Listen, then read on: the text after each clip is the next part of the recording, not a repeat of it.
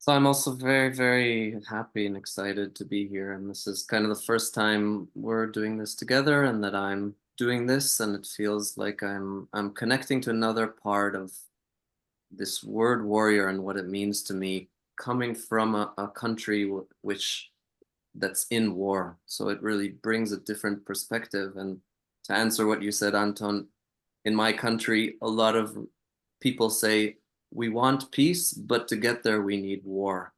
So there are a lot of people who are still in this energy of saying there's no other way right now, at least where I am.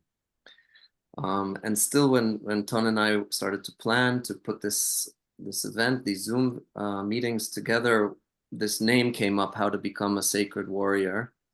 And we put it out and wrote about it. And as time came closer, it I went back to this name, and something felt kind of strange, like what who do we know what is a sacred warrior, and can we teach other people how to be a sacred warrior, and what does it even mean to be a sacred warrior? And it felt maybe a bit like putting myself at least in a place that I'm not sure I can fully believe that I can teach other people or guide people to become a sacred warrior.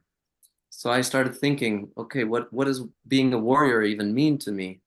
And it took me back to growing up in Jerusalem. And during the years that I was in high school, 2001, 2, 3, we were having terrorist attacks and bombings on buses and restaurants and cafes in Jerusalem. And growing up in this environment of war, of feeling a physical threat on your life, and knowing that the way out of the war, or the way for safety actually, is the army. And the word of a combat soldier in Hebrew is lochem, which is the same word we use for warrior. So growing up in this masculine environment where you're guided, and the environment is very encouraging in becoming a warrior, and it's very alive. And from when I was 15 or 16, I started, working out and running and training physically, to knowing that this is something that's necessary, that's needed. I need to become a warrior to protect my family, to protect my mother and my sister, and those who need protection from the bad guys, from those who are out to get us, to kill us. And it's very real. It's not this idea, like this physical experience of war, and of there's a need for protection for the army and to become a warrior. It was very immediate. Um, and so I spent all these years from about 15 till I was 19 when I entered the military training to become this warrior. And then when I entered into the military, I was drafted into a elite infantry unit that's in charge of arrests and undercover arrests inside the West Bank of Palestine. And we go through this intense training, more than a year of physical training and mental training, and training all these different weapons, and living this really live experience of being a warrior. And I really remember such a strong feeling of going home over the weekends. And I would be carrying my rifle, and I would be wearing my uniform, and I had this incredible, powerful sensation of being invincible. Like, I've been trained in shooting and firing in Krav Maga, in the martial art of the Israeli army. I have so much confidence, and this invincibility is such an incredible feeling that you're really like, nothing can get me, and I'm ready for anything to happen. And you're almost kind of looking to use that energy to be a warrior. Um, During my military service, I had different experiences. I'm not going to get into them too much, but if I had this upward ascent towards wanting to become this thing, and then becoming a commander and becoming an officer, doing all these trainings and going up the ladder. And then something hit the peak, and I started this way down where something started to change inside of me. I started to feel deeper into myself and start to ask questions. And it was interesting when I look back now that the question of being a warrior is deeply connected with fighting for something. And the fighting for something was very clear to me at a level of we need to fight to protect. But something there wasn't fully integrated.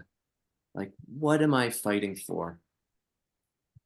Um, and and why? Like, some of these questions that you don't really want to ask it, and the army doesn't really want soldiers to ask too many questions of how deeply are you connected to what it is you're fighting for. Um, so and and as I was thinking about this, preparing for today and what I'm going to talk about, I started to look through this lens at what is it to be a sacred warrior. And that first question is to be connected to what am I fighting for? Yeah. Um, and also to be connected to my heart, right? There's very, very little talk of the heart in the military, in the army, in these environments that are really connected with war. And it's like, okay, what would it be to fight for something from my heart? Mm. Um, but it took me a while to get there. And actually, my first steps when I got out of the military was to push away a lot of my experiences. Um, and I went into this way of thinking that says, uh, war on anything is not good. So the war on drugs doesn't help to make drugs less, or the war on cancer doesn't make less cancer. It continues this ongoing conflict. And I moved to the other end, I would say, of something that you might think of as being a pacifist, or believing that the way of peace is the only way, and war should not exist and doesn't have space in this world. And anybody and when I with this way of thinking, that word warrior feels violent. It's like, wait, if I don't believe in that war should exist, and waging war on anything will actually make it worse, then the need for warriors also is problematic.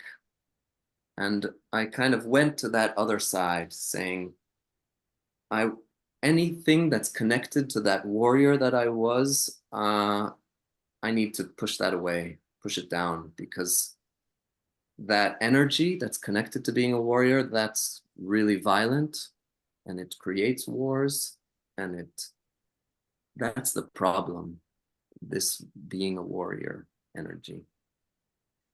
And it took me some years after that to start to come back to somewhere in the middle. And this is kind of where I would like to bring this energy in, which is able to hold both. And in a way, the answer I gave myself of what is what is the need for a warrior is to first acknowledge the existence of war. It's to say, uh, maybe I'm not in favor of war or wish war to exist, but I must acknowledge, and in my country it's very real, the existence that war exists.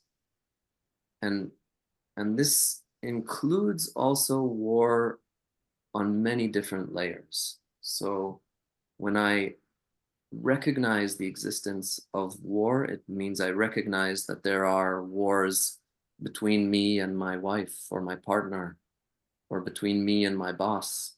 or between me and my children, or between me and other parts of myself. So this was really important for me to integrate this concept, this idea of there is war and I can't ignore it, and I can't pretend to say, if I push that away, it won't exist. Um, so with this recognition that war does exist, what does it mean to be a warrior? And this new question, right? Okay, war exists between me and parts of myself. And with this war, if I were to be a sacred warrior or a warrior of the heart, what would that look like? What would that feel like? How do I do that? Um, and, and this for me is what we're here to explore. And I feel like it's alive in me because the external war that's happening in my country, it it's the representation of war in its most extreme way, its most violent way, its most out there way that you can't ignore it.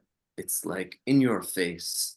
There are bombs falling, there are soldiers dying, there's all of these experiences that are included in war. But I know, I feel, and I can connect to this war existing on this planet with the earth, with many parts of what's happening in between us and between different sides. And